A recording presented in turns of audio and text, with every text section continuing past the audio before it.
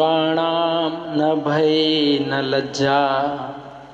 व्यक्ति को काम उत्पन्न होता है तो ना भय रहता है ना लज्जा उत्पन्न होती है। व्यक्ति भूल जाता है कि मैं किसकी तरफ दृष्टि का पात कर रहा हूँ। 50 वर्ष का बूढ़ा एक 15, 17, 20 वर्ष की एक छोटी उसकी पुत्री के समान है, उसके प्रति कुदृष्टि डालता है। कामातुराणाम न भय न लज्जा। काम मनुष्य का बहुत बड़ा शत्रु है। हमेशा काम से बचना चाहिए।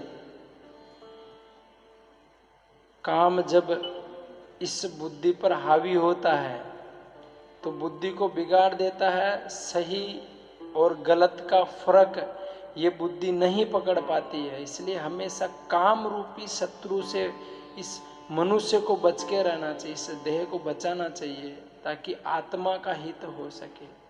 अगर नहीं बचाएंगे तो आत्मा अधोगति की ओर जाएगी। ना भूत भविष्य ना वर्तमान, ये तीनों काल नहीं सुधर पाएगा। जितना काम उत्पन्न होगा उतनी ही बुद्धि बिगड़ेगी। जितनी बुद्धि बिगड़ेगी उतना हमारा पूरा जो भी आप मानो सब कुछ बिगड़ जाएगा। हमारा वर्तमान स्थिति बिगड़ जाएगी, हमारा आने वाला भविष्य बिगड़ जाएगा। इसलिए काम रूपी शत्रु से बच के रहना चाहिए। काम बहुत बड़ा शत्रु है हमारा। भगवान भगवत गीता में कहते हैं कि त्रिविधम नरकस्य द्वारम, नरक में जाने के 3 रास्ते हैं। काम अर्थात कामना। काम सर्वप्रथम भगवान ने काम बोला। काम, क्रोध तथा लोभ है। काम क्यों बोला कि कामना से ही क्रोध आता है और क्रोध से फिर धीरे धीरे लोभ की वृद्धि होती है। सबसे पहले कामना बढ़ती है, कामना की पूर्ति नहीं होती तो क्रोध बढ़ता है, लेकिन काम से धीरे धीरे और भी इसके सहायक आते हैं और लोभ बढ़ता रहता है।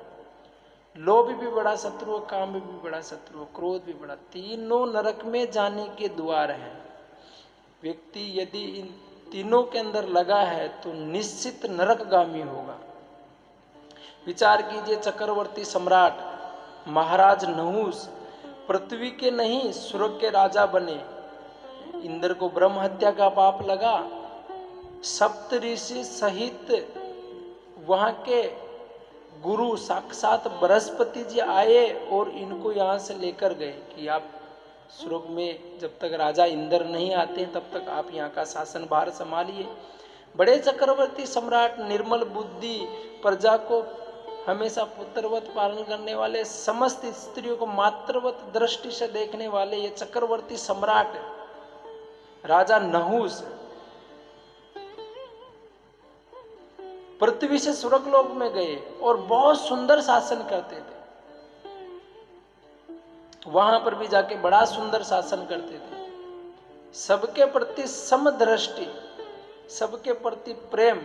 सारे इनके सहायक वरुण, चंद्र इत्यादि जो थे सब के सब इनके ऊपर, वायुदेव इत्यादि बड़े प्रसन्न हो गए। लेकिन धीरे धीरे वहां का वैभव, भोग, कामना इत्यादि देखकर मन में बड़ी वासनाएं उत्पन्न होने लगी। और मां इंद्राणी अर्थात भगवान इंद्रदेव की पत्नी इंद्राणी को जाकर बोला, आज की भाषा में जो बोलते हैं प्रपोज करना, डायरेक्ट बोल दिया क्यों ना, आज हूं थाराथी वो प्रेम करूं छू।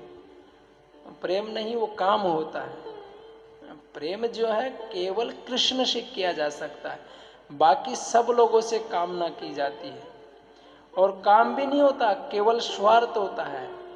गोस्वामी तुलसीदास जी कहते हैं कि स्वार्थ लाग कर सोही प्रीति। अरे प्रेम नहीं, ये तो एक मात्र स्वार्थ है, कामना को साधने का एक यंत्र है। आज की भाषा में मंत्र। केवल कामना का स्वार्थ हो रहा है, प्रेम नहीं। क्योंकि आत्म इंद्रिय प्रीति वांछा, अपनी इंद्रियों के लिए जो कार्य होता है उसे प्रेम नहीं, उसे तो काम बोलते हैं। लेकिन कृष्ण की इंद्रियों के लिए किया गया कार्य वो काम नहीं, वो तो प्रेम का रूप धारण करता है, प्रेम धारण होता है। काम बड़ा शत्रु है। ये गया, बड़ा राजा बना, वहां पर स्वर्ग का इंद्र बना, अतुलित वैभव स्वर्ग का। विचार कीजिए स्वर्ग में कितना वैभव है। शरीर की वृष्टि ही बदल जाती है, वहां पर वृद्धि ही बदल जाती है। सुंदर यौवन प्राप्त होता है वहां पर जाने से। बाल इत्यादि शरीर में नहीं आते हैं, मुख से दुर्गंध बदबू नहीं आती है, आंख नाक कान से सब गंदे पदार्थ नहीं निकलते हैं। इतना वैभवशाली स्वर्ग लोग। उस स्वर्ग के वैभव को देख करके, वहां का भोग वृत्ति देख करके बुद्धि बिगड़ी, कामना उत्पन्न हुई और डायरेक्ट इन इंद्रदेव की पत्नी सतरानी अर्थात डायरेक्ट इनको जाकर बोला कि मैं आपसे प्रेम करता हूं और आप मुझे पति रूप में और आप मुझे विवाह करके संतुष्ट कीजिए।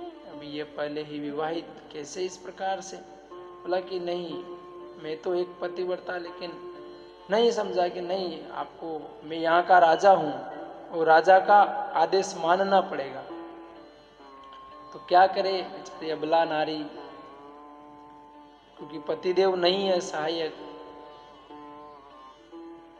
तो सीधी अपने गुरु जी के पास गई। जब बुद्धि चलना बंद हो जाए तो गुरु के पास जाना चाहिए, लेकिन आज गुरु के पास ना जाकर अन्य अन्य स्थान पे जाते हैं मनुष्य भी। जो अहितैषी है उनके पास, गृहस्थ लोग अपने ससुर के पास जाते हैं, अपने सास के पास जाते, अपने सालाओं के पास जाते और वहां से कुबुद्धि लेकर आते हैं। कभी भी बुद्धि इस प्रकार से बिगड़े तो अपने बड़े भाई से बात करना चाहिए, पिताजी से बात करना चाहिए, जो अपने स्वजन, जो हमेशा हमारी हितैषी है, ऐसे व्यक्तियों से बात करना चाहिए। लेकिन कहीं कहीं और अपने गुरु के पास गई, गुरु जी को सारा वार्तान बताया। गुरु जी बोले कि ठीक है, ऐसा ऐसा कार्य करो। आकर इन्होंने बोला कि मैं तो नहीं आ सकती हूँ, पतिव्रता नारी हूँ, लेकिन आप राजा हैं, आप आ जाइए मेरे पास, मेरे महल में।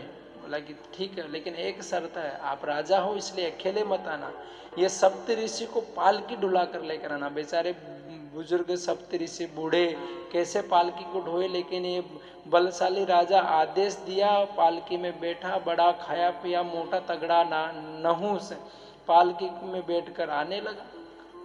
लेकिन काम का वेग बार बार सता रहा था। कामा तो राणाम न भय न लज्जा। जब काम उत्पन्न होता है मनुष्य को तो ना भय रहता है, ना लज्जा उत्पन्न होती है, कहाँ दृष्टि डालना कहाँ नहीं डालना, सब कुछ विचार खो बैठता है। ये काम शत्रु एक आंधी की तरह आता है और तूफान की तरह बुद्धि को उड़ा कर लेकर चला जाता है। बुद्धि डिसीजन लेना बंद कर देती है। इसलिए हमेशा काम रूपी शत्रु को वश में करके रखना चाहिए, बचकर रहना चाहिए। ये राजा नहुस सर्प जल्दी चलो जल्दी चलो, अगस्त मुनि की जटाओं में लात मारा, बूढ़े लोग नहीं चल पा रहे हो, जल्दी चलो। जटाओं में दुर्वासा ऋषि का वास होता है। दुर्वासा उनके शरीर में प्रकट हुए तो दुर्वासा तो महाक्रोधी महात्मा है, तुरंत श्राप दे दिया, करत सर्प सर्प सर्प। ऋषियों का भी लाज नहीं, अपमान कर रहे हो, काम के वशीभूत होकर जाओ, श्राप देता हूं, अजगर बन जाओ। विचार कीजिए, राजा नहुस केवल काम उत्पन्न होने से पृथ्वी का नहीं स्वर्ग का राजा बना था। इतना अतुलित वैभव पाकर भी कामना के वशीभूत हुआ तो सर्प योनि प्राप्त हुई, वो भी अजगर की, कहीं आ जा ना सके। इसलिए काम बड़ा शत्रु, काम को हमेशा वश में करके रखना चाहिए, धीरे धीरे वश में करना चाहिए, एक साथ नहीं कर सकते हैं। हमेशा इन आंखों से ऐसा दृश्य देखें जिससे कामना उत्पन्न नहीं हो, हमेशा भगवान का देखना चाहिए, तो ये वासना धीरे धीरे वशीभूत होती है।